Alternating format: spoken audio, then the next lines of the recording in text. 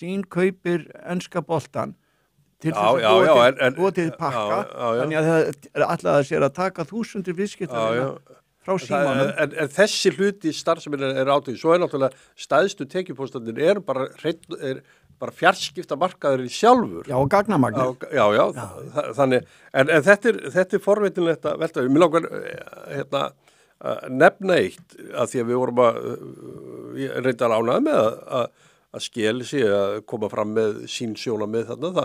Þetta vísi orðað þannig að það má túlka þetta á ýmsa vegur og þetta kallar á mikla vangaveltur. Það kallar á bara maður tekur eftir. En við munum líka það að sko að nú er Jón að fara með félög í skráningar, Jón Ásgeir, að sko á fyrri tímum þegar hann var inn í Kauphöllinni, til dæmis með félagi eins og Dagsbrún, sem var mikið félag og þá gekk ekki til dæmis vel að draga aðra fjárfesta. Jón opinberlega og þá var þetta forstjóri, Dagsbrún Gunnar Smári Egilsson, þeir kvörtuðu báðir mjög yfir því að lífeyrissjóðirnir vildu ekki fjárfesta í Dagsbrún. Þú manst nú þetta ábyggilega? Ég hef bara mann þetta mjög verið og skrifað þetta og ég held að lífeyrissjóðir á þeim tíma hafi ekki haft trú á Gunnari Smára Egilssyni sem forstjóri. Já, og kannski fyrirtækinu sem slík. Og setna útskýrið Gunnar Smári, þetta fjalláttulega með Braukjabramli, Dagsbrún, setna útskýrið hann sko sína aðkomu að félaginu þannig að honum hefur bara verið falið að stækka epituna. Það átti bara að vera á útvikið að ná í félög bara inn undir reglífina og það var ekkert hugað að sko arðsemi eða að sinna rekstri eða öðru slíku, það átti bara að stækka epituna. Þetta voru auðvitað aðri tímar. Já. En á þessu tíma vildu lífeyrissjóðir ekki fjárfesta og þeir kvörtuðu báðir yfir því, Jón Ásgeir og Gunnar Smári á þeim tíma, þeir fengu ekki traust og trúna lífeyrissjóðina. Í dag eru ábyggilega aðri tímar. Hann hefur mikið traust lífeyrissjóða, hann Jón Ásgeir. Já, ég meina hann er náttúrulega... Ég meina þetta gengur samkaupsæventýrið, gengur svolítið út. Það er náttúrulega ekki komið í skráningu ennþá. Nei, en það gerir það eftir 2 ára og fyrst við erum komnir þangað.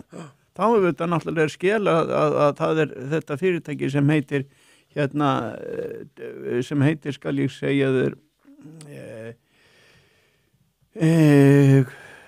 Drangar, ég ætlaði að fara að segja sko Dagsbrún og ég kann ekki hjálpa þér þetta, ég myndi ekki heldur. Nei, það eru Drangar, en það er nýtt félag sem er þá utan samkaup, orkuna sem er bensinstöðvarnar og allt það og hefur verið eigu skeljar og svo Lyfjavals og það er búið að sameina þessi smásölu þetta er nákvæmlega eins og N1 þetta er nákvæmlega eins og Festi og Hagar.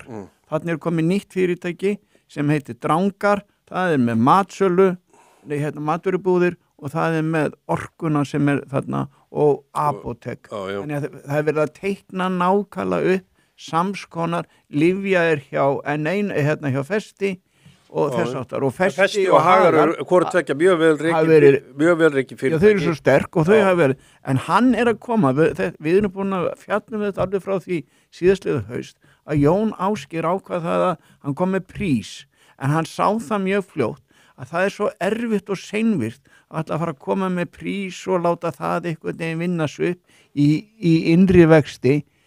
Hann varð að koma inn á matvörumarkaðinn bara með, og hvað gerði hann?